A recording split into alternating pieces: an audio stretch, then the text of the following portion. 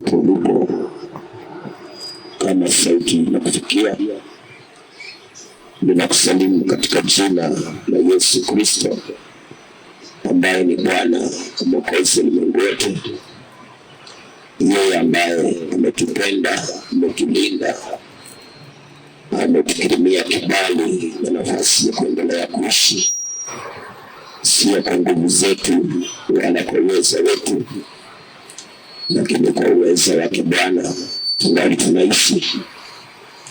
Tuna kila sababu za kumshukuru Mungu, kumtukuza, kumwamini, kumtumaini na pia kumtumikia, kwa maana ndiye mwenye nguvu na ndiye mwenye uwezo. Imempendeza kwamba siku ya leo tuweze kupata nafasi ya kutana masaa kama haya kwa ajili ya kushiriki neno lake Bwana. Kwa hiyo mahala pote ulipo na kukaribisha, naomba muda wako tu mchache tuweze kushiriki neno la Mungu pamoja, na itakuwa ni baraka katika jina la Yesu Kristo. Nikukumbushe pia kwamba Mungu aliyekutunza na kukulinda na kupenda sana, mawazo ambayo anakuwazia ni mawazo mema kabisa. Mipango ambayo Mungu anayojua maisha yako, mipango mema sana. Mtumaini Bwana, mwamini yeye na umtumikie yeye wa kila jambo na wa kila hali, na bila shaka utaona uzuri wake Bwana. Nami nakuletea neno lake Bwana ambalo kwa hilo tunaweza kutambua yafaayo na pia yasiyofaa, ili tuweze kushika yaliyo mema na kuyaepuka yaliyo mabaya, ili kwamba tuweze kuona msaada wa Mungu duniani, mwisho wake tupate uzima wa milele. Kwa hiyo nakaribisha katika jina la Yesu Kristo. Ningependa tuweze kumshukuru Bwana kwa njia ya maombi, kwa sababu ya pumzi ya uhai na nguvu sabiri ambazo tuko nazo tunapojikabili mbele za Bwana, ili ya kwamba aendelee kutulinda, atuepushe na yale mabaya na akatukirimia kuona mema, na kwa imani yote yanawezekana. Nasoma kitabu cha Zaburi 17 mstari wa kwanza na wa pili, alafu tunaomba katika jina la Yesu Kristo. Zaburi 17 mstari wa kwanza na wa pili. Ee Bwana, usikie haki, usikilize kilio changu, upige sikio lako kwa maombi yangu yasiyotoka katika midomo ya hila. Hukumu yangu na itoke kwako, macho yako na yatazame mambo ya adili. Tuombe. Baba, katika jina la Yesu Kristo, Mungu wa milele, ni asante kwa wema wako na fadhili zako. Asante Bwana kwa upendo wako na wingi wa ulinzi wako. Asante kututunza mpaka masaa haya. Asante kwa fadhili zako. Asante Bwana kwa huruma yako juu ya maisha yetu. Pokea sifa na utukufu. Unatuwazia mema, unatupangia mema, tunakushukuru. Pamoja na yote Bwana, tumekukosea ila haujatuhukumu sawasawa na makosa yetu, lakini Bwana umekumbuka rehema zako, tunasema asante.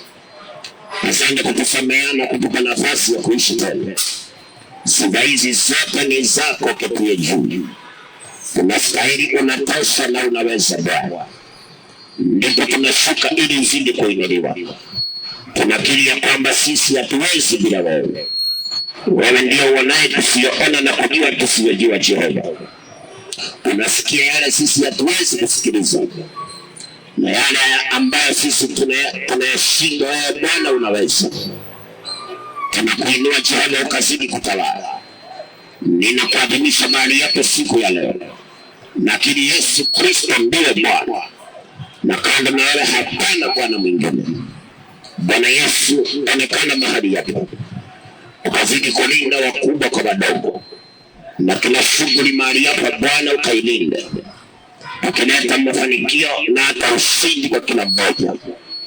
Mabaya Yesu kayatenge na maeneo haya, mishale ya kuzimu Bwana ukaiondoe, njama zote za kishetani Bwana ukazime. Amani yako ikadumu mahali hapa Jehova, ukaonekanie kila mmoja sawasawa na hitaji lake, kama vile umekuwa ukitenda Bwana hata leo ukazidi kutenda. Yesu Kristo, mkono wako habari ukaunyoshe, ukawakomboa wazee kwa mama na vijana na hata watoto, ukikomboa hata mahali hapa Bwana, na kazi zote ziko mahali hapa Bwana zikakombolewe kwa utukufu wa jina lako Yesu. Tukaone ushindi na sifa zote zitakurudia Bwana.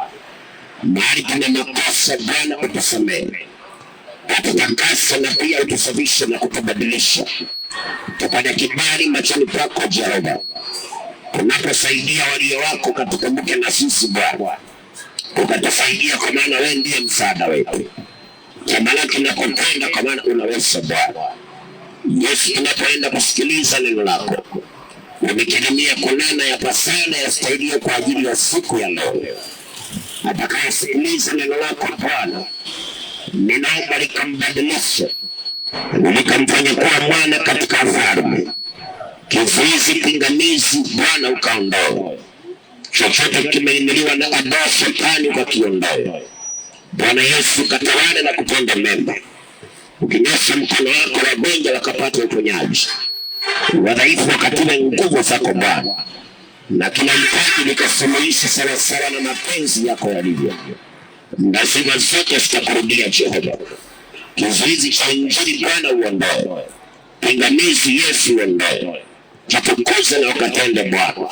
Na asante kwa maana umesikia Bwana, Mungu wa Abrahamu, Isaka na Yakobo, kama vile uishivyo mapenzi yako pekee yatimie sasa na hata milele, katika jina la Baba na Mwana na Roho Mtakatifu, katika jina la Yesu Kristo tunaomba na hata kuamini. Amen. Amen. Hallelujah. Thank you Jesus. Kama na uwezo mpigie Bwana Yesu makofi mara ulipo. Kama na uwezo mpigie Yesu makofi mara ulipo. Hallelujah. God bless you. Barikiwa sana. Mungu aonaye sirini kujibu kwa wazi. Yale wewe usiyoyaona Mungu akuepushie. Yale adui amepanga kisiri Mungu akuepushie, kwa maana yeye anaona yote. Akujalie kibali na neema ya kushuhudia mema aliyokusudia yeye, kwa utukufu wa jina lake Yesu Kristo. Nawe kwenye kuishi kwako, kwenye kutafuta kwako, zingatia sana kumpendeza Mungu. Yote unayofanya angalia sana kumpendeza Mungu. Usifanye mambo kwa sababu watu wanafanya, usifanye mambo kwa sababu una uwezo wa kufanya, pia usifanye mambo kwa sababu hauna otherwise, lakini fanya kitu kwa sababu kinampendeza Mungu, kinaleta utukufu kwa jina la Bwana. Mungu akipendezwa atakuingiza kwenye baraka, akipendezwa na wewe atakuingiza kwenye mafanikio. Ni vizuri kuwa mwangalifu sana unayotenda. Usifuate walio wengi, lakini fuata lililo jema, na bila shaka utauona msaada wake Bwana. Na lile unajua kabisa halifai usitende.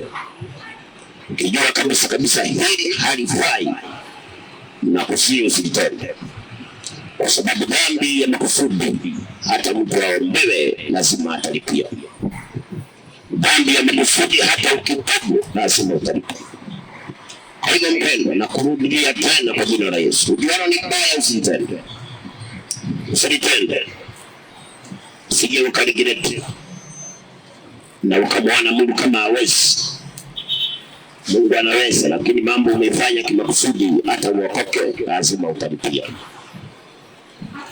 Lazima gharama yake utalipa.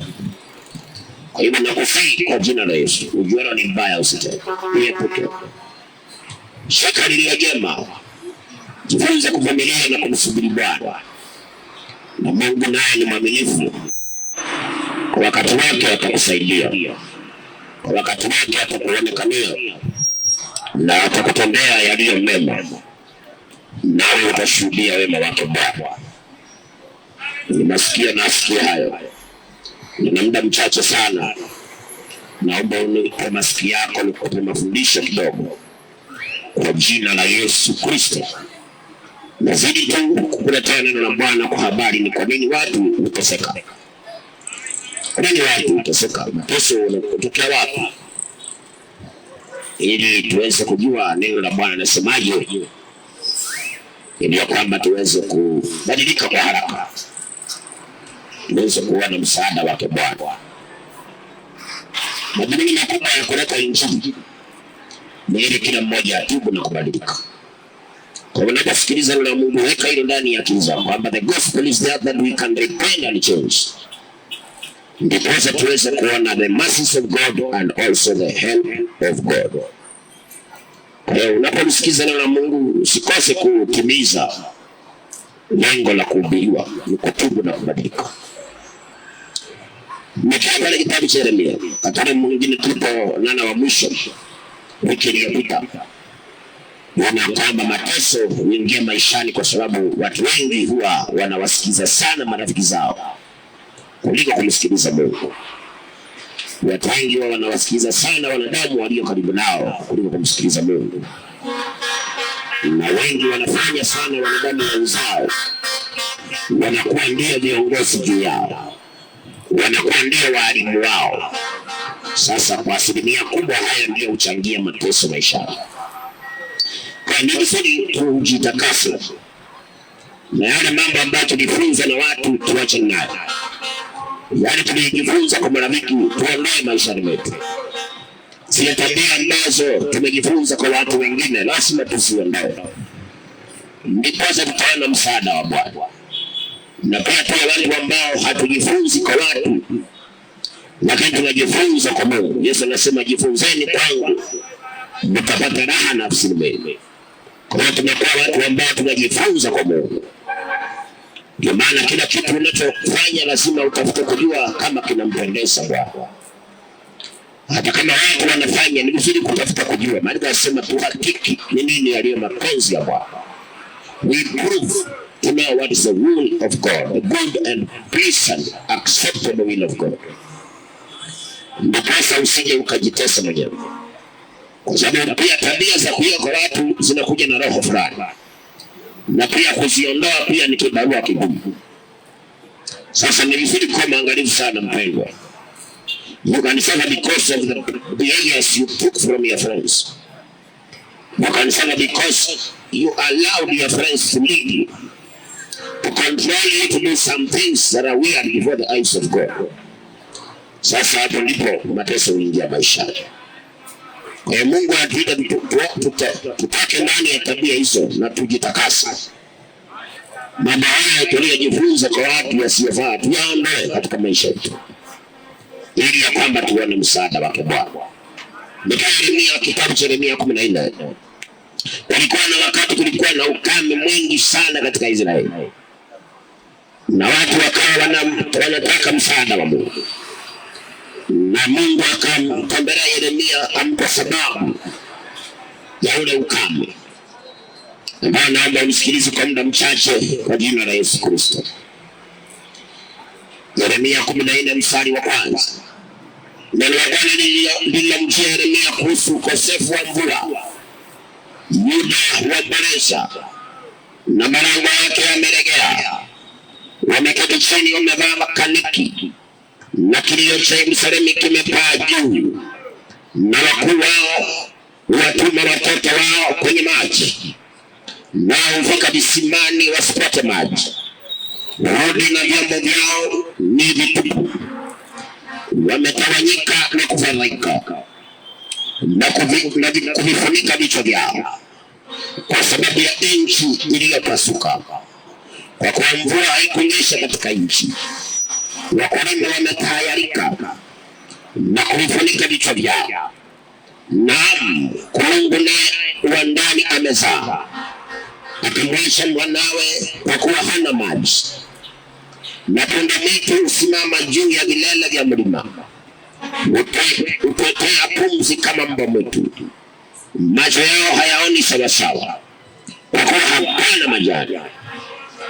Ijapokuwa maovu yetu yanatushuhudia, lakini utende wewe kwa ajili ya jina lako, O Bwana, maana kurudi nyuma kwetu ni kwingi, tumekutenda dhambi. Wewe uliye tumaini la Israeli, wewe uliye mwokozi wake wakati wa taabu, kwa nini wewe unakuwa kama mtu akae katika nchi, kama mgeni na kama mtu mwenye kusafiri ageukaye upande ili ukae usiku mmoja tu? Kwa nini wewe umekuwa kama mtu aliyestuka, kama shujaa asiyeweza kuokoa? Lakini wewe Bwana u katikati yetu, nasi tunaitwa kwa jina lako, usituache. Kulikuwa na ukame katika Israeli, ukame ambao ulitesa mpaka wanyama. Na katika huo ukame Yeremia akaweka maombi mbele za Bwana, na akaweka maombi ya ujumla, akaombea kila mtu mbele za Bwana. Lakini mpendwa, wanakuambia there is a proper time to speak to God. There is also an improper time to speak to God. Isaya 55 anasema, mtafuteni Bwana maadamu anapatikana, mwiteni maadamu yuko karibu, na mtu mbaya aache njia yake mbaya. Wakati ambapo Mungu anatumana maneno yake ya kuwaonya wanadamu, ndio wakati mwafaka sana wa kuzungumza na Bwana.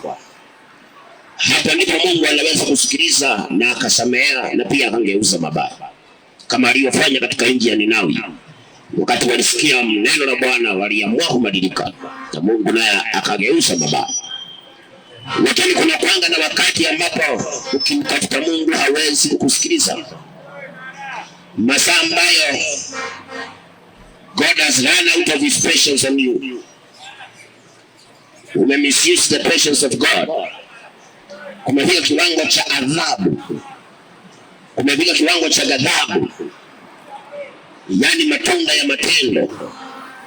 Hicho ni kipindi ambacho hata ukizungumza na Bwana hawezi kusikiliza, hata ukimuita hawezi kuitika, hata ukinyenyekea hawezi kubali. Sasa huu wakati ni wakati ambapo kumeingia ukame mwingi katika Israeli, na watu wakaonekana wana matatizo, kiwango ya kwamba hata wakienda kutafuta maji wanayakosa. Lakini hawa ni watu ambao Mungu amekuwa akitumana kwao from chapter 1. Lakini ikaonekana ya kwamba watu hawa wameamua kuchagua njia zao wenyewe. Sasa hatari ikawakuta, wakaanza kulia, na Yeremia pia akasimama kuwaombea. Nimependa pia ujue mpendwa, kuna masaa hata uombewe Mungu hatasikia, na kuna masaa unaweza ombewa asikie. Usifikirie kila saa tu pasta akikuombea Mungu atakusikia. Kuna masaa if you run out of the patience of God hata uombewe. Kumbuka siku zile za Sauli, Samueli alimwombea Sauli, lakini Mungu alikataa. Tena alilia machozi, lakini Mungu alikataa, hakukubali hata kidogo. Kuna wakati Hezekia alikuwa mfalme akawaombea watu ili Mungu awakubali tu hata kama wamemakosa, na Mungu alisikia, kwa maana kitabu cha Torati kilikuwa hakijasomwa masikioni mwao. Mungu akamsikia na wakaingia hekaluni, hata kama walikuwa wajitakasa vinavyofaa. Tumia muda wako vizuri mpendwa, kwa sababu kuna mambo tunafanya duniani ya tunakuwa ignorant. Kiwango tunapewa pata maonyo, tunatahadharishwa. Hata wewe mwenyewe wakati mwingine Mungu anakupendelea, anakutembelea hata kwenye ndoto. Kuna hata habari ya njia zako, na hata habari ya kitendo kile unachokitenda, na nini kinakuweka kwenye hatari. Lakini ukiamka asubuhi unakuwa ni ule tu, unakuwa na uoga wa siku 2-3, wiki nyingine unaingia bado kwenye dhambi. Ujua kwamba the more you ignore the voice of God, you are walking away from the patience and the mercies of God. Na utafika mahali ambapo sasa utatafuta Mungu na atakataa. Sasa hawa watu wako na ukame, nchi mzima imejaa ukame, kiwango hakuna mema, hata wanyama wanalia. Na Yeremia akaamua kuongea na Mungu, akamwambia Mungu, ni kweli maovu yetu yanatushuhudia. Kwa hiyo Yeremia alitambua matatizo yanatokana na maovu ya watu. Ndio akamwambia Mungu, maovu yetu yanatushuhudia, lakini sasa wewe utende kwa ajili ya jina lako. Na akaongea na Mungu sana kumwonyesha Mungu kwamba anastahili aokoe watu na asiwache. Lakini mstari wa 10, sikiliza maneno haya. Yeremia 14 mstari wa 10. Bwana anaambia watu hawa hivi: hivyo ndivyo walivyopenda kutangatanga, hawakuizuia miguu yao, basi Bwana hawakubali. Sasa ataukumbuka uovu wao, atawapatiliza dhambi zao. Mateso yanaingia maishani kiwango ya kwamba maombi yanakosa kuondoa mateso yale, kwa sababu kabla tufike kwenye mateso tumempuuza Mungu sana. Kabla kufika kwenye shida tunakuwa watu ambao tumemsahau Mungu sana, tumemuignore Mungu sana, na kwenye asilimia nyingine tuna postpone sana mwito wa Bwana. Unasema nitakuja tu kubadilika, nitakuja tu kuokoka. Ukiambia okoka leo, unasema siku yangu itafika siku. Kila mtu ana siku yake. Lakini hiyo mstari sijui inakuanga wapi. Maana siku ya wokovu ni leo, na saa ya wokovu ni sasa. Lakini wako walio na hekima kuliko Mungu wanasema siku ya kila mtu ana siku yake ya kuokoka. Kila mtu ana siku yake ya kubadilika. Siku yangu itafika tu. Ndio maana unasema hivyo, ndio maana unaondokea huduma za Bwana. Utalikuta mahali ambapo sasa utasema niko tayari, lakini itakuwa vigumu. Hawa ni watu ambao wamenyenyekea sasa kwa Yeremia awaombee kwa Bwana. Lakini Mungu anamwambia Yeremia, hawa watu hivyo ndivyo walipenda kutangatanga. Anasema hawakuzuia miguu yao. Ni nini unaweza kuwa unajua tu ni kibaya na ujizuie? You just release yourself to do what you have knowledge of that is not right before God. Lakini wewe ujizuie, unaendeleza tu. Na unasema kuna siku tu nitabadilika. Na unaendelea tu kufanya kitu ambacho unajua kabisa hakika hiki hakifai. Sasa Mungu anaambia Yeremia, hawa ni watu ambao walipenda kutangatanga. Hawakuwahi zuia miguu yao. Neno la Mungu linaletwangwa ili kutuzuia ama kutufanya sisi tujizuie na mabaya, tujizuie na dhambi, tujizuie na maovu. Lakini watu wengi wanakuwa ignorant kama Kaini. Mungu akaongea na Kaini ili aende ajizuie. Kamwambia dhambi inakuotea mlangoni, lakini inakupasa kuishinda. Sasa badala Kaini ajizuie, alienda akatimiza. Aliporudi kwa Bwana hakukubalika tena. Ni nini ambacho mtu wa Mungu inawezekana kabisa, unajua kabisa ni kosa, lakini haujizuii kabisa. Wewe unajiachilia tu. Unajua tu yule mume wa wenyewe, na wewe unajiachilia kwake tu. Unajua kabisa huyu ni mke wa wenyewe, na wewe unajituma kwake tu. Sasa ujue hivyo ndivyo utakapoteseka, hakutakuwa na msaada. Unajua tunakosea na wewe unakosea tu, haujizuii kabisa. Na unaelewa kabisa unafanya makosa. Lakini hata ukiamka asubuhi, you don't restrict yourself. Wewe unajiachilia tu kutenda mabaya. Mungu anasema sasa nitakumbuka uovu wao na nitawapatiliza dhambi zao. Kuna masaa Mungu anakanga ni kama aoni makosa yetu, kwa sababu anataka tutubu. So anakaa ni kama yeye hakuona. Kuna masaa Mungu huwa hatupatilizi kwa habari ya dhambi zetu. Lengo kubwa ni ili tutubu na tubadilike. Lakini watu wengine tukiona Mungu hakutupatiliza, kitabu cha Mhubiri 8 anasema hukumu juu ya dhambi inapowekwa mbali kidogo, moyo wa mwanadamu badala wengine repentance, moyo wa mwanadamu unadhibitika kuendelea kufanya mabaya. Ndio tatizo kubwa tulilonalo sisi binadamu. Mungu akituvumilia tutubu, na sisi tumejitia hamnaso kuendeleza uovu. Mhubiri 8 mstari wake wa 11. Mhubiri 8:11. Kwa sababu hukumu juu ya tendo baya haitekelezi upesi, mioyo ya wanadamu hudhibitishwa ndani yao ili kupenda mabaya. Kwa Mungu kuna masaa yeye huwa hakumbuki uovu wetu, wala hatupatilizi kwa dhambi zetu. Katika Petro wa pili 3:11 anasema Mungu hakawii kutimiza, lakini anatuvumilia sisi binadamu, kwa sababu hapendi tupotee, lakini angependa sote tutubu. Lakini wakati Mungu anaangalia tutubu, 10% Maandiko yanasema mwanadamu moyo wake unakuwa yani anakomaa kwenye dhambi, anasikia niko sawa. Sasa hilo ndilo huleta mateso. Unapoona kuna watu wanaombewa na mambo yao hayabadiliki, wengi wao ni watu ambao Mungu aliwavumilia sana, na wao wakachukua uvumilivu wa Mungu kana kwamba Mungu hakuona. Sasa Mungu baada ya kuvumilia mtu sana na hakubadilika, sasa Mungu anasema huwa anaukumbuka uovu wa ule mtu na anaanza kumpatiliza juu ya dhambi zake.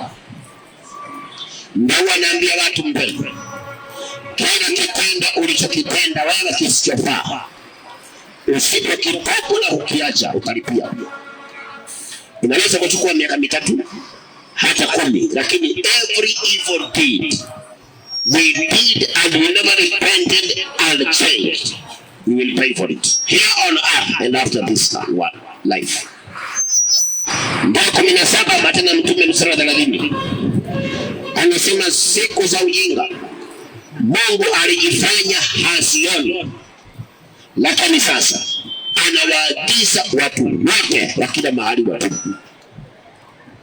Siku za ujinga huko nyuma yetu kuna mambo tulifanya huko yasiyofaa, na Mungu akanyamaza, yani akajifanya kama haoni. Lakini sasa anatuagiza tutubu. Na kwa sababu watu wengi tunachukua msaa tu, tunakosa kutubu, tunasema hiyo ni siku zilizopita, hata mambo tuliyasahau. Lakini Mungu hakuyasahau. Yeremia 2 tuliona, Yeremia 2:22, kwamba Mungu anasema hata tukivaa nguo nzuri, tujipake marashi, tujifungue na sanitizer, Mungu anasema ule uovu wetu bado umeandikwa mbele zake. Umeandikwa mbele zake. Daudi anasema heri mtu yule ambaye amesamehewa dhambi na wala hahesabiwi upotevu, hata hila haimo ndani yake.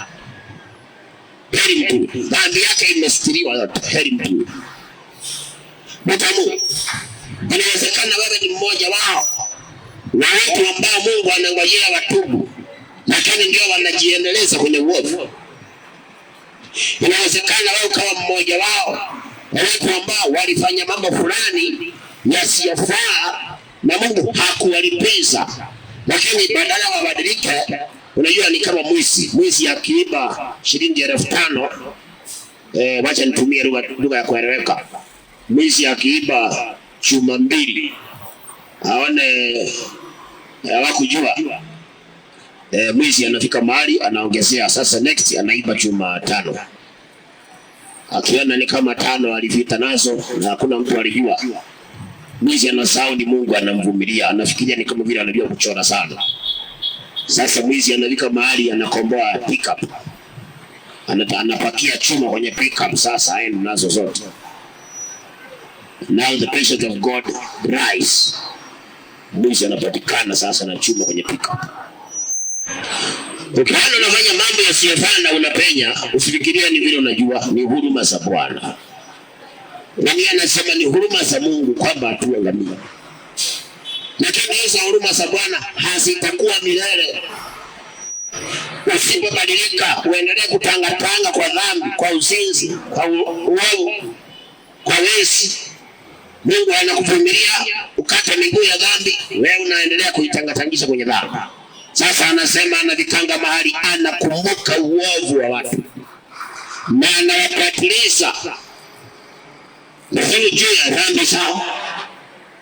Mateso yanaingia maishani kwa sababu God is waiting for us to repent, but we are continuing in sin to the point Maria asema we start bragging. Tunaanza sasa ni kama kujivunia uovu fulani na kufurahia udhalimu. Sasa hapa ndipo Mungu kasirika, akakumbuka uovu wa mtu. Alimwambia Isaya, nimenyamaza siku nyingi, lakini sasa nitaongea. Wakati Mungu ananyamaza, mpendwa, repent na miguu ya dhambi kata. Nani jizuie mpendwa na ulevi kabla hujakutesa. Jizuie na mipango ya kando kabla hujakutesa. Jizuie na waume wa wenyewe kabla hujateseka. Maana hamna dhambi ambayo itakuacha free. Every sin will make you captive and the end is hellfire. So if you see you are sinning and you are not a captive, usione kama sasa umeweza. Ni huruma za Bwana, anakuvumilia utubu. Ndio maana anasababisha unasikia Injili ili uweze kutambua na ubadilike. Lakini asilimia kubwa ya wanadamu tunakaa kama watu hawa. Wanataka tungaje, wanasema nitasikilia mwilini, nikiona ndio nitaamini. Kuna watu wanasemanga siku mtasikia na kufa nitaokoka. Waulize walio mochari kama walisikia wakikufa. Hakuna mtu anasikia wakikufa. Hakuna. Wewe unasema ati siku mtasikia ni kama naelekea kufa nitaokoka. Hata mwenye ako hospitalini mwenye atakufa jioni hajui. Kwanza ana matumaini ya kuishi, hajui kama jioni ataondoka. Kuna watu wanapiga raundi wakipanga vile watafanya saa 11, lakini wengine Mungu amepanga wataenda hukumuni na hakuna ajuaye. Lakini wako wanadamu ambao mioyo yao inawaambia siku mtasikia ni kama sasa ndio nalemewa nitakuja kuokoka.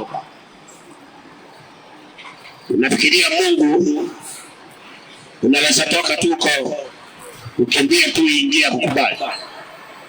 Ni ngumu mpendwa. Usijumu katika dhambi ukisema Mungu ni wa huruma. Si wa huruma kwa watu wapumbavu,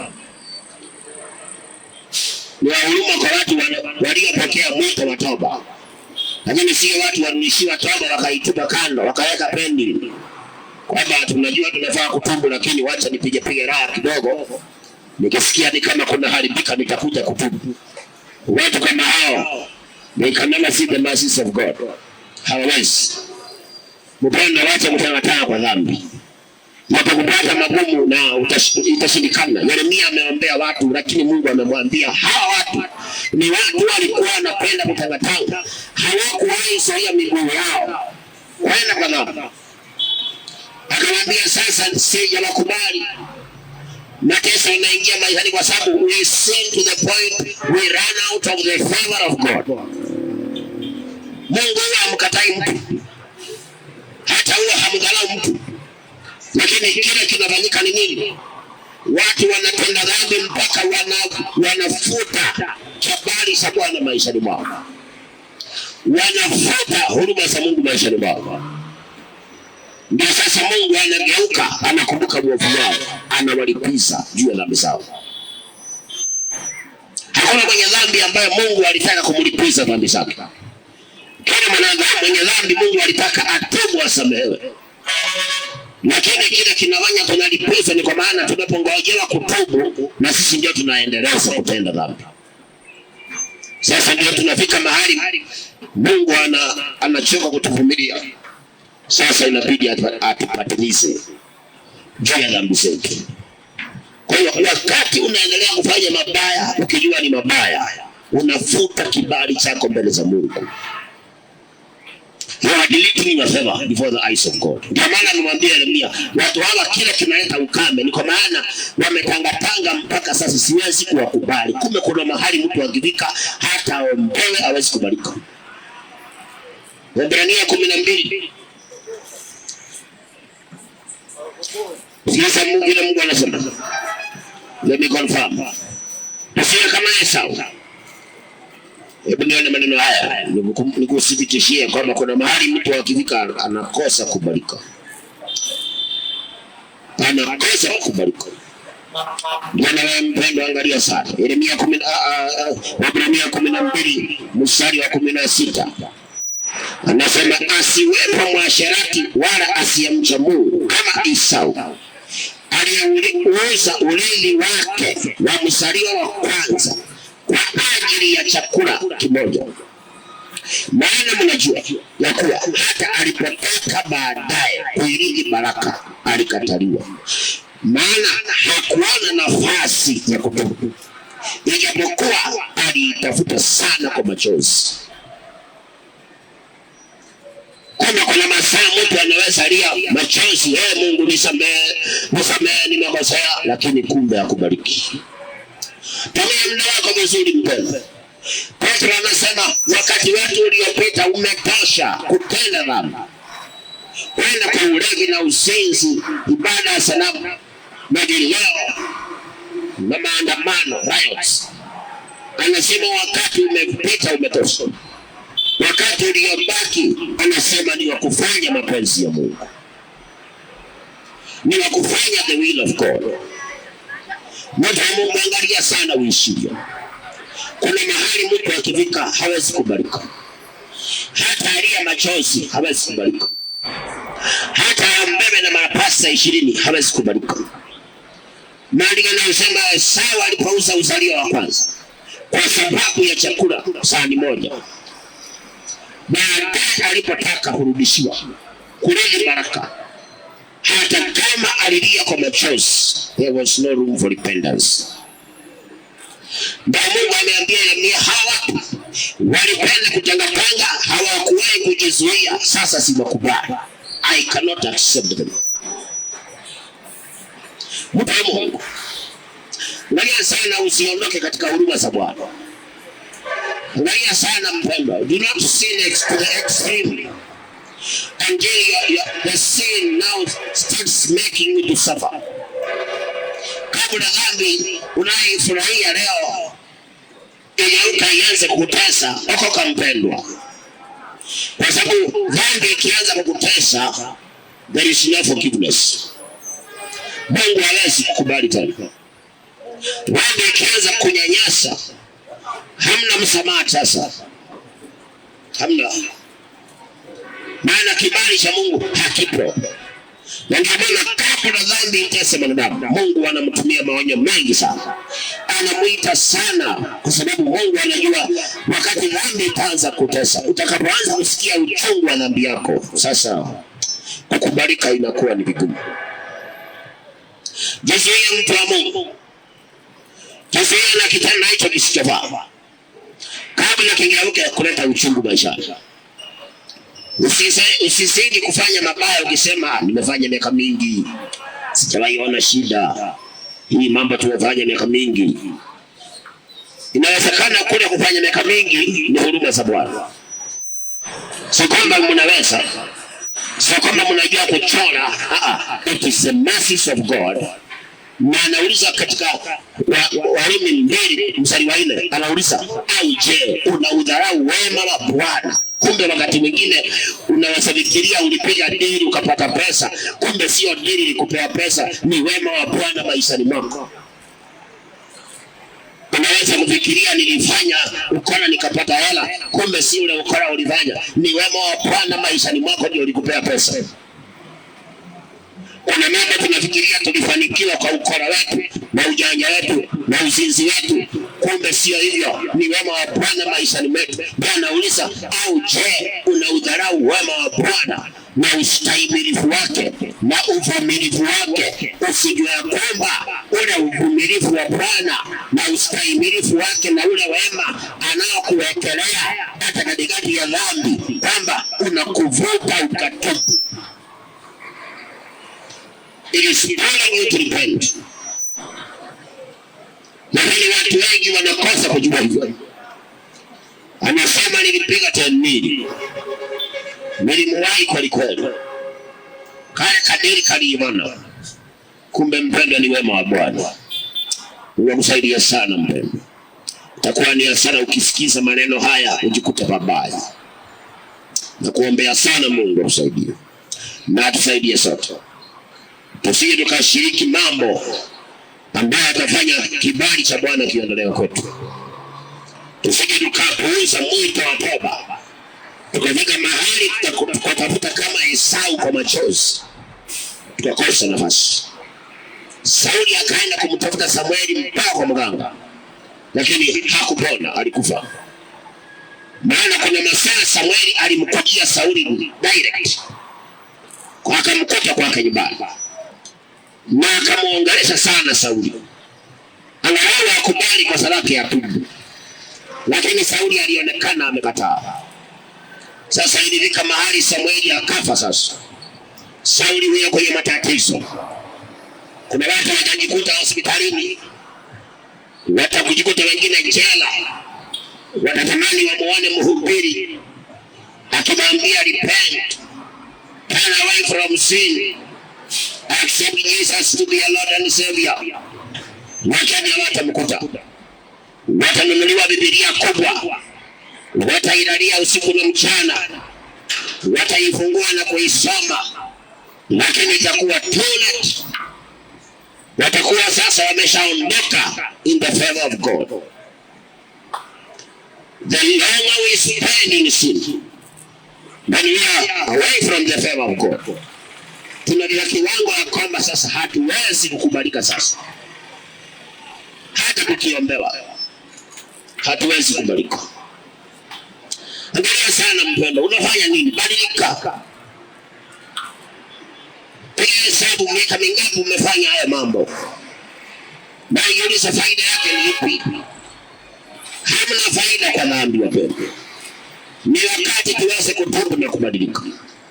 Kabla tufike mahali ambapo tutaingia kwenye ukame fulani, na Mungu atakuwa anasema siwakubali watu hawa. Amemwambia Yeremia, although you are praying for them, but I don't accept them. Siwakubali. Kwa sababu watu hawa hawajawahi jisuia na dhambi, wamekuwa wakitangatanga.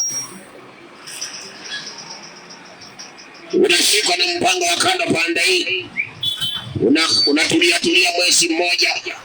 Kama ulisiwa Kitengela unaambia Kariobangi, unaenda tena unapatikana.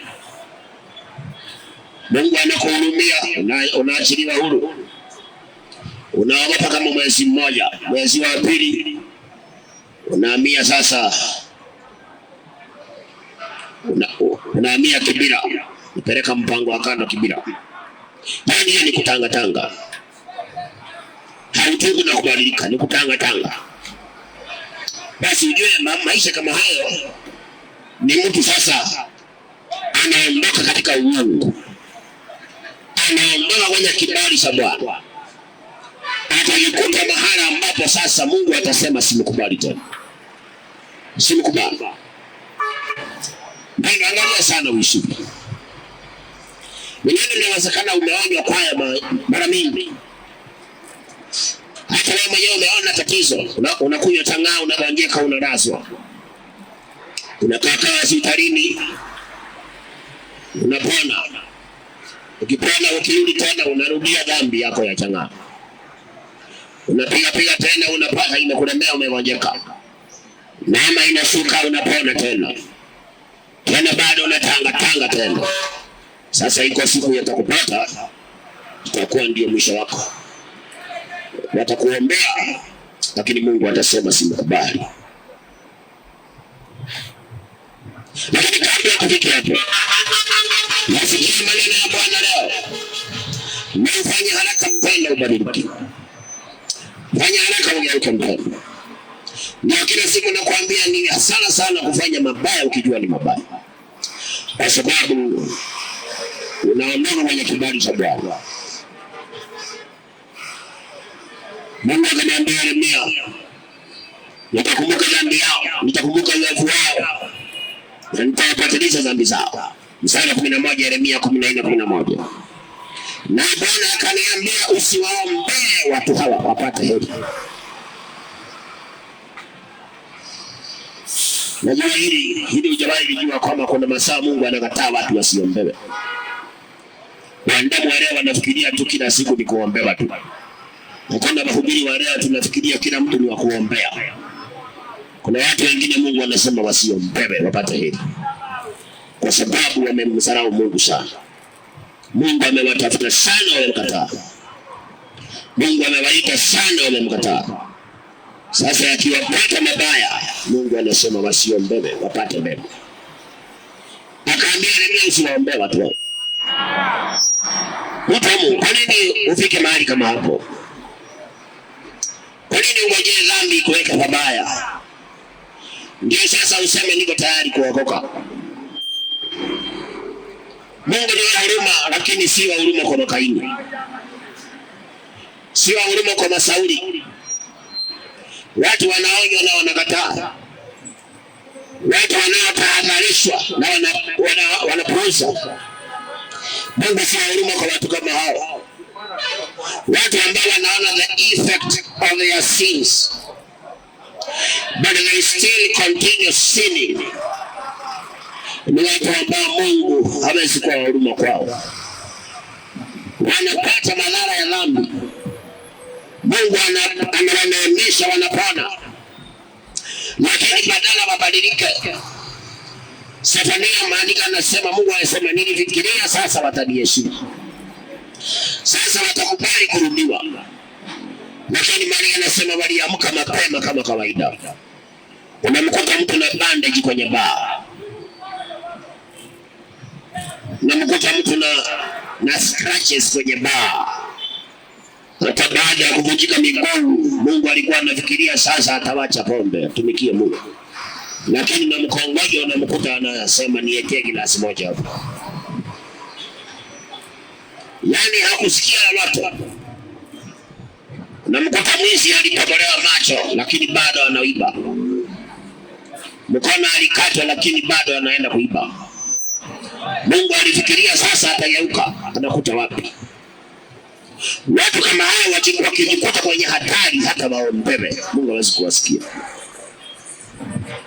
Mimi nakuhubiria ukweli mbele.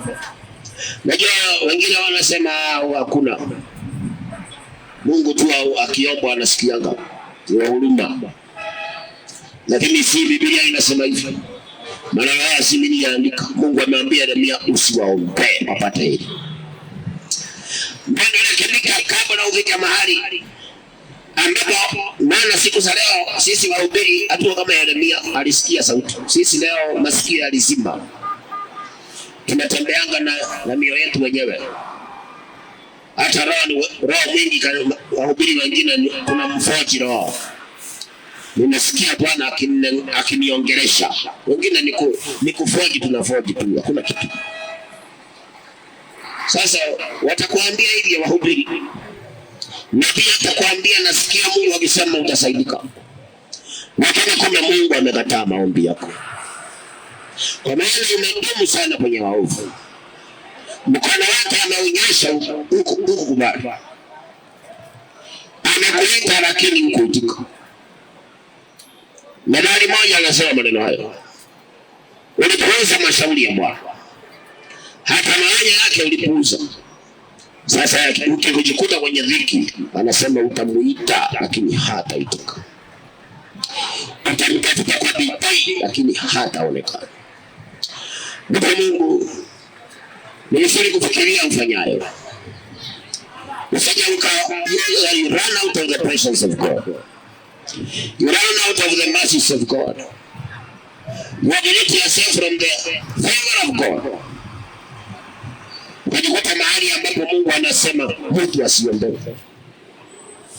Mtu asiombewe. Hebu jifikirie kama ingekuwa wewe na unakupata matatizo mazito na magumu, lakini Mungu anasema usiombewe.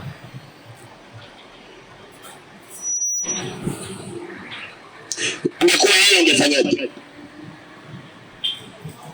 Chariza kama yuko wewe. Na sasa hiyo ni ukame umeingia. Lakini Mungu amekataa. Amesema hata wasiombewe. Kuna wakati mpendo kuombewa hakutokusaidia. Yale mambo unafanya kisirisiri tu. Hata wewe Mkristo unafanya mambo huko kisirisiri yasiyofaa. Na unakuta hata kanisani pastor amekupea cheo. Usijifikirie kupewa cheo kanisani ndio kila kitu. Sasa usidhani kwa sababu umepewa cheo ukazidi kutuchilia dhambi yako, ukaifunikia dhambi yako. Hata Judas alifunikia, lakini si muda mrefu walimkuta amejinyonga. Hata kama unaomba Mungu anasikia, hilo lisikufanye uendeleze dhambi kisiri. Bahari ya Shamu ilifunguka, lakini Akani hakufika Kanaani. Na alipitia kwa bahari ya Shamu ikiwa imefunguka. Alikula mana kutoka mbinguni. Lakini Kanaani Akani hakufika. Alikufia mji wa Ia. Kwa sababu roho yake hakuwahi badilika. Hata baada ya kuona yote aliendelea tu kuwa na ile roho ya tamaa. Sasa hakufika. Akina Kora na Biramu na nadhani hata kama waliona bahari ikifunguka, lakini kwa maana hawakuwahi badilika, walimezwa na ardhi. Naongea na wewe Mkristo na msikilizaji, inawezekana kuna mambo unafanya yasiyofaa kisiri.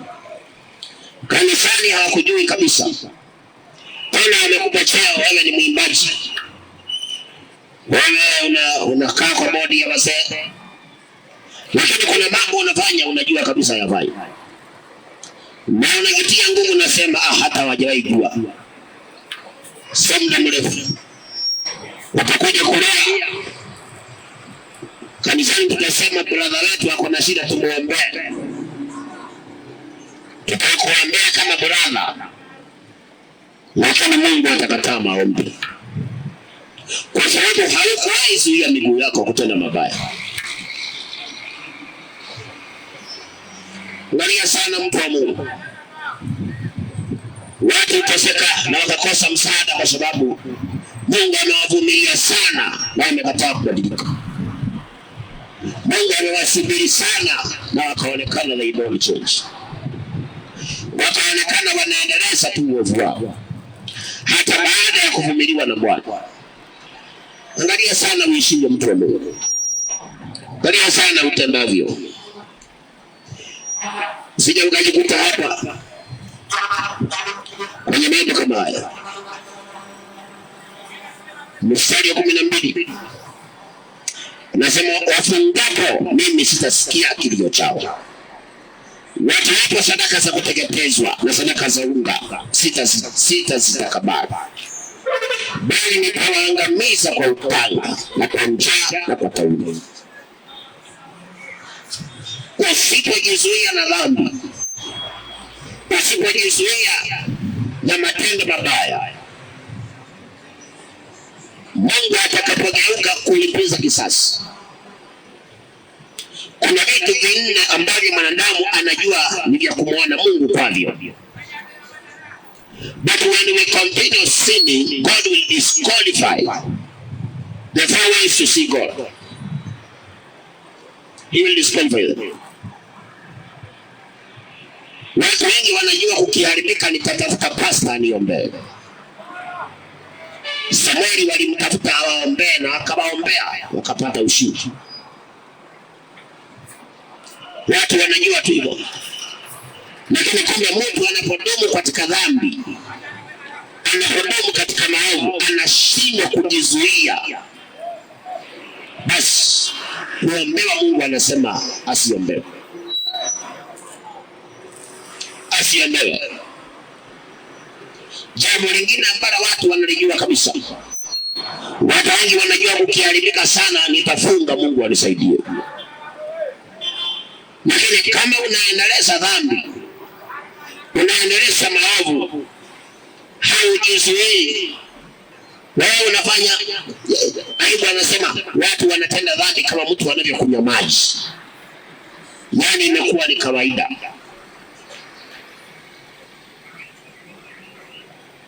Watu wanaishabikia dhambi kama kawaida, mpaka wanaishangilia dhambi. Wakati unaendelea kufanya maovu na unaonekana you don't have that heart to change, but don't even feel the pain of sinning against God. Ukifika mahali kwenye shida, Mungu anasema hata ufunge. Kuna watu wanafunga saa hii kwa sababu ya shida zao, na Mungu hawezi kusikia. Watamaliza kufast na wapate shida zingalipo, kwa sababu kuna mambo wanafanya yasiyofaa na hata wasikii kama watabadilika.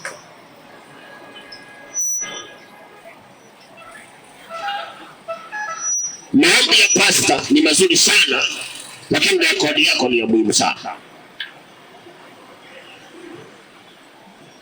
Kufunga kunafaa sana. Hata Mungu anasema ikiwa watu wangu waliitwa kwa jina langu watajinyenyekeza na atasikia na aponye. Lakini rekodi yako ni ya muhimu sana. Hawezi kufanya mzaa na Mungu, ufanye tu mzaa na Mungu alafu useme siku kutaharibika nitafunga anisikie. Haiwezekani. Haiwezekani. Sio kila shida inaondolewa na kufunga. Najua ile utasema Yesu alisema mengine hatoki ila kufunga na kuomba. Unajua bwana aliambia si watu wote, aliambia wanafunzi, disciples. You know the meaning of disciples? Hakuambia Pharisees, aliambia disciples. Hakuambia Jewish people, aliambia disciples. Watu ambao wanafuatana na Yesu hapa kwa hapa. Ndio wakilemewa wakifunga Mungu anasikia haraka. Lakini si mtu anakaa kwa dhambi, anaponda raha zake, akiambia okoka anakataa. Okoka anakataa, alafu yakimlemea anasema sikuli, nitafunga Mungu anihurumie. Nitakonda bure. Nitafunga na Mungu anasema hata bakifunga sitasikia. Sitasikia.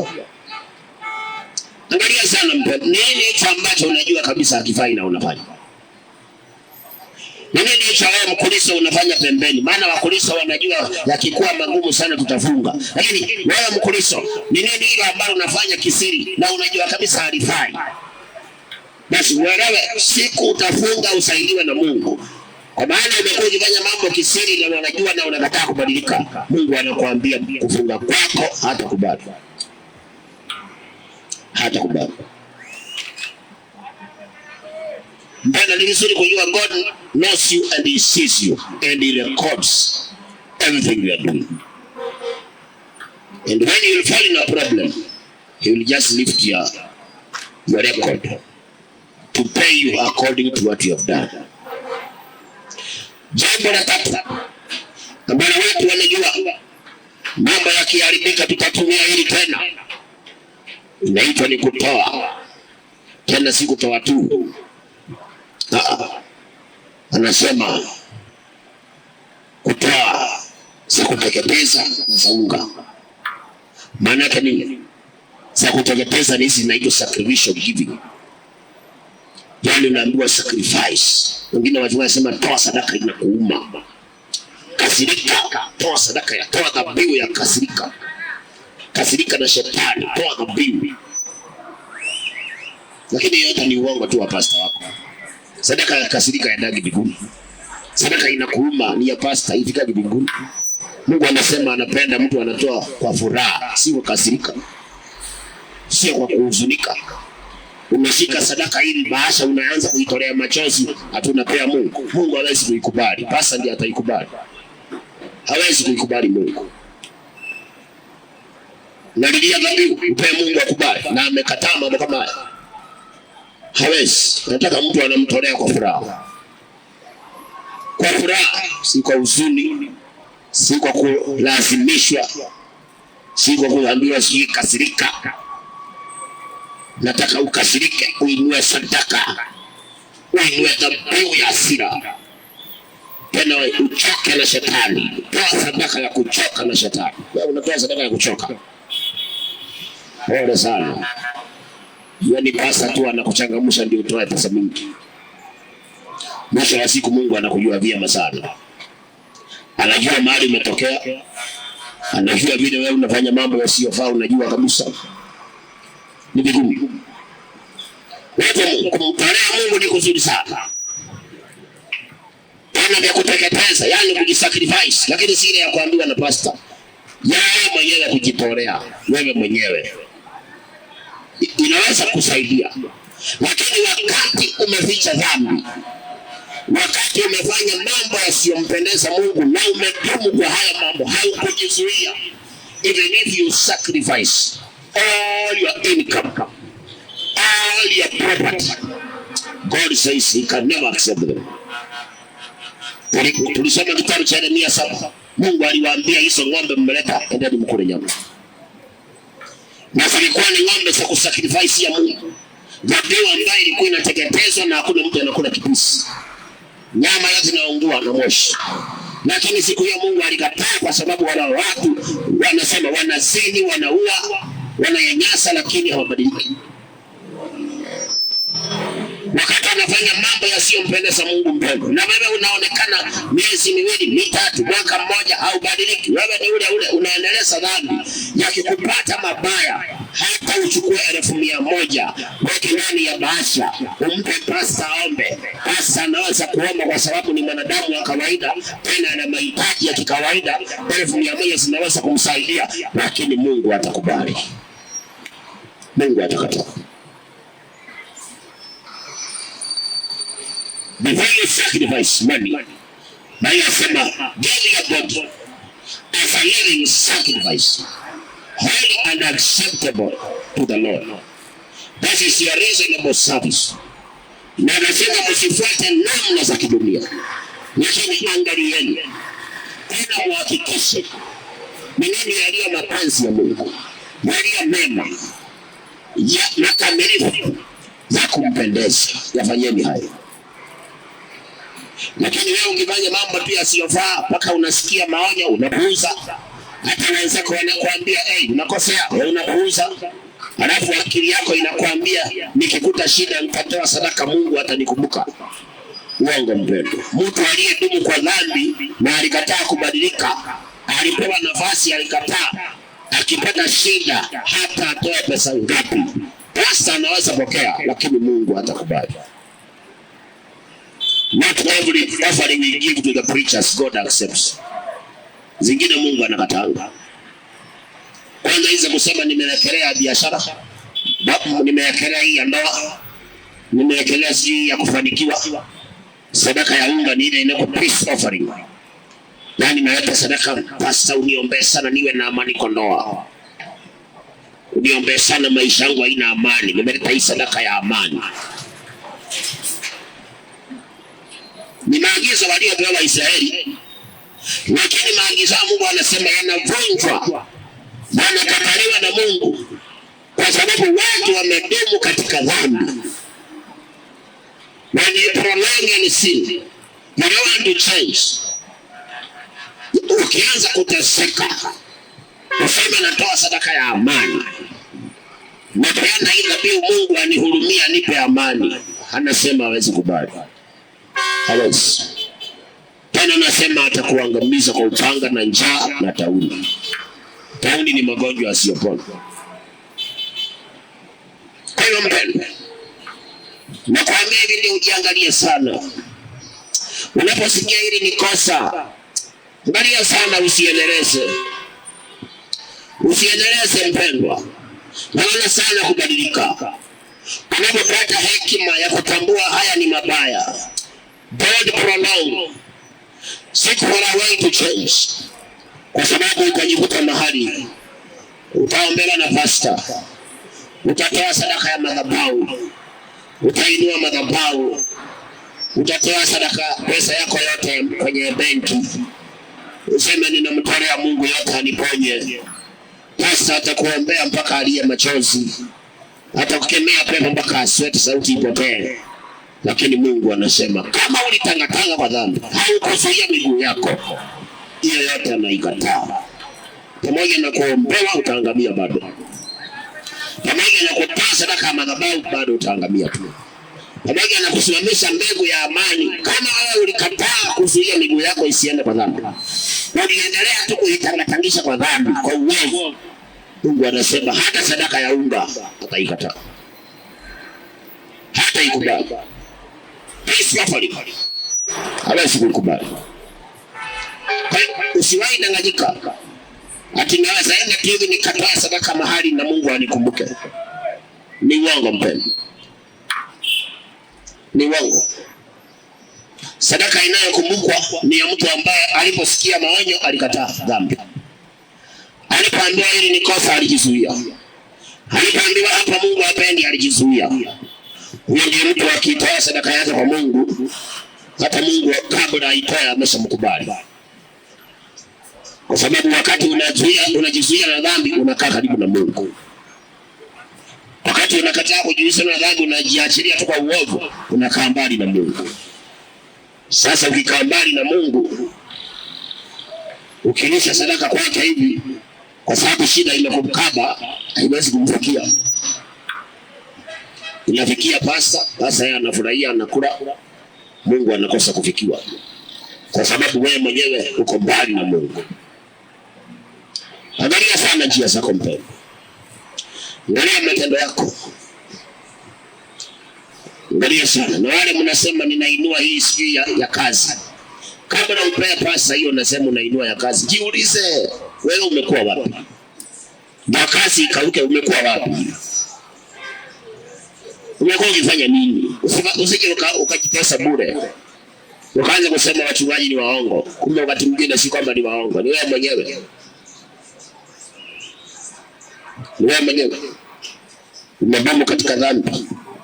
Hata ukiambia badiliki, sasa yakikupata mabaya, hata ukitoa sadaka ya kutafuta kuombewa, Mungu hawezi kuisikia. Sasa anaweza kuombea, maana si akona shida sasa kama mwanadamu. Anaweza omba maombi ya power prayer, tena kwa ndimi, lugha isiyoeleweka kidunia na malaika, lakini yeyote Mungu arekodi yako. Nehemia alikuwa tayari sana kuombea watu wao.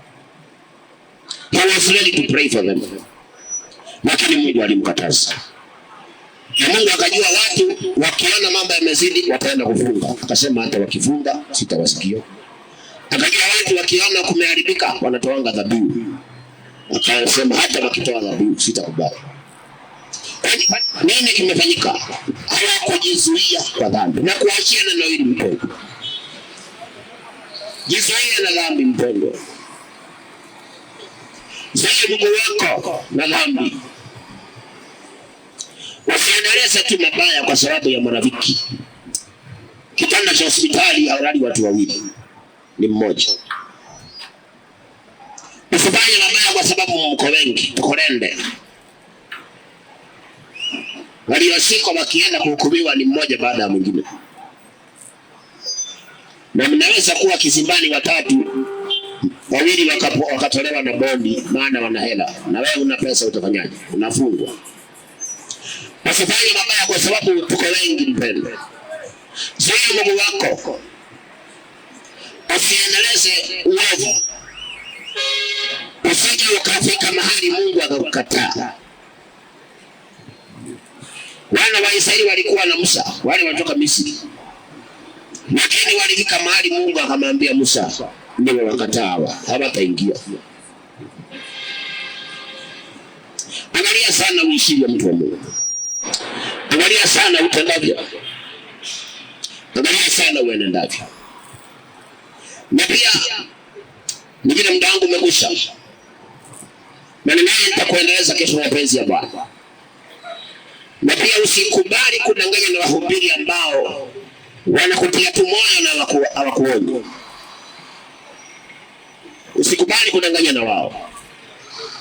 Sababu hapo chini Yeremia anaambia Mungu ni kama umedanganya. Manabii wamekuwa kiambia watu hawataiteseka. Mungu akamwambia haiwezekani. Wale manabii wanakuambia hutaiteseka mpendwa. Usiwaamini sana, angalia njia zako. Wanaokuambia Mungu atakukumbuka, Wewe usijali, amini Mungu yupo atakutetea. Lakini pamoja na hiyo ni maneno mazuri sana, lakini fikiria kuhusu wewe mwenyewe njia zako. Fikiria sana kuhusu wewe matendo yako kwanza, yako pande gani? Usije wako nguvu ya bure. Usije ukatima moyo bure ukajikuta mahali pata. Turekebishe mpendwa. Tuzuie miguu yetu kwa matendo yasiyofaa. Tusipende kutangatanga kwa dhambi. Tujifunze kujizuia. Ndio yasitukute mabaya Mungu atukatae. Duniani kuna dhiki. Naomi 1:7 anasema Mungu ni kimbilio. Mungu ni mwema na ni ngome siku ya taabu. Taabu zinapatanga watu wote. Lakini nategemea wewe ni nani mbele za Mungu. Taabu ikikupata na hukuwahi jizuia na dhambi, Mungu anasema hata uombewe, utoe dhabihu, ufanye nini, hawezi kubali. Lakini taabu ikikupata na ulitubu dhambi, uliacha maovu, uliamua kutumikia Mungu, Mungu anakuwa ni ngome yako. Mungu anasema Mungu kwetu ni kimbilio siku ya mateso. Tuna msaada tele. Kuna shida zinaweza mpata anybody, aliyeokoka na asiyeokoka. Lakini nategemea jeshi ikikupata itakupata wapi? Ikikupata wewe ulikataa kujizuia na dhambi, Mungu anasema utaangamia kwa upanga, kwa tauni na kwa njaa. Lakini kama ulibadilika, Mungu atakuwa ngome yako na atakuwa msaada tele wakati wa dhiki. Bwana Yesu nakubariki sana uliyenisikiliza. Natafakari hayo na ufanye uamuzi. Usiendeleze mabaya, lakini jizuie. Zuia mwili wako. Usiendeleze maovu, bali tuyaache mabaya. Ili tuweze kuwa na Mungu. Tuweze kuomba. Mungu atujalie neema na kuachana na vile vitendo ambavyo vitafanya tukataliwe siku ya shida. Kwa sababu hivi ninavyozungumza hivi, kuna mambo mengine watu yanaonekana mazuri, lakini kwa Mungu hayafai. Na kesho yatafanya tukataliwe na Mungu. Kwa hivyo nilifiri kwa Mungu atusaidie, atujalie tu neema, tuachane na zile tabia, ile mienendo ambayo wakati mwingine kwetu ni sawa, lakini kumbe siku ya shida itafanya tukataliwe na Mungu. Mungu akatuwezeshe kuachana na tabia hizo na mienendo hiyo, angalau siku ya dhiki awe ngome yetu. Siku ya taabu Mungu awe maficho yetu. Asije akakataa maombi yetu, asije akakataa kufunga kwetu na kujitolea kwetu, lakini akatupokea na kutukubali kwa jina la Yesu. Mara ulipo tuamini, tuombe. Baba, katika jina la Yesu Kristo, asante kwa neema yako na fadhili zako. Asante Bwana kwa neno lako la siku ya leo. Asante kwa wale umegusa wakasikiliza. Ninaomba neno lako Bwana ukalitie nguvu na kulipambanua ndani yao waliosikia. Kila mmoja akapata kuelewa ni wapi ambapo anafaa kubadilika. Na sasa sitakurudia Bwana. Tumejiweka mikononi mwako Jehova. Katika maisha haya yako mengi ambayo kwetu yanafaa, lakini kwako hayafai. Na ni haya yatafanya tukataliwe Bwana. Tunaomba ukatupe neema, hekima na hata maarifa na ujuzi wa kuacha matendo ambayo watafanya tukataliwe. Yale matendo yatakayofanya tusikubalike mbele zako wakati wa mahitaji. Bwana ukatujalie neema ya kuyawacha. Maana uweza ni wako Bwana. Katika nguvu za kuzuia miguu yetu isiwe nyepesi ya kuenda kwa dhambi. Katika nguvu za kujizuia Bwana na kushika haki na mapenzi yako. Katika jina la Yesu Kristo. Mahali hapo uzidi kutawala Bwana. Ukawapata wazee kwa mama kwa vijana. Kila aliyesikiliza unamjua vyema. Waliokoka wasimamishe Bwana. Wale waliokoka Bwana usipomvuta mtu hawezi kuja. Ukawavuta wote kwako na kusababisha wakakubali wokovu. Na sasa sitakurudia Bwana. Upofu wa shetani ukawaondolee. Ugumu wa moyo Yesu uondoe. Ukasababisha kila mmoja aliyesikia akawa na moyo wa kubadilika. Na sema zote sitakurudia Bwana. Bwana ukizidi kulinda sehemu hii, kila kazi ukaibariki na kila mtu mmoja ukambariki sawasawa na vile ulivyopanga siku ya leo. Kizuizi uondoe, pingamizi uondoe, mishale ya waganga na wachawi washirikina Illuminati, nguvu zote za kutoka baharini, nchi kavu, kwenye anga, kinyume na maisha ya watu wako, tunakemea zikapate kufungwa katika jina la Yesu. Na kile ulichopangia siku ya leo, we cancel the reverse back in the name of Jesus. Bwana Yesu, masaa yaliyo mbele yawe ya baraka na amani. Siku ikaisha vyema na siku sitakurudia. Damu yako itufunike na ikanene mema. Mungu wa Abrahamu, Isaka na Yakobo, kama vile uishivyo mapenzi yako pekee, yatimie sasa na hata milele, katika jina la Baba, la Mwana na Roho Mtakatifu, katika jina la Yesu Kristo tunaomba na hata kuamini. Amen. Amen. Hallelujah. Bwana Jesus, kama na uwezo mpigie Bwana Yesu makofi mara ulipo. Kama na uwezo mpigie Yesu makofi mara ulipo. Hallelujah. God bless you. Barikiwa sana. Mungu wa amani ya kulinda na kutetea, kujalia kibali na neema kushika wale unawasikia. Ukiona ni mbaya usitende. Kama unapitia shida, vumilia. Usiache kuomba, endelea kuomba na Mungu atakusaidia sana, kwa maana ndiye mwenye nguvu.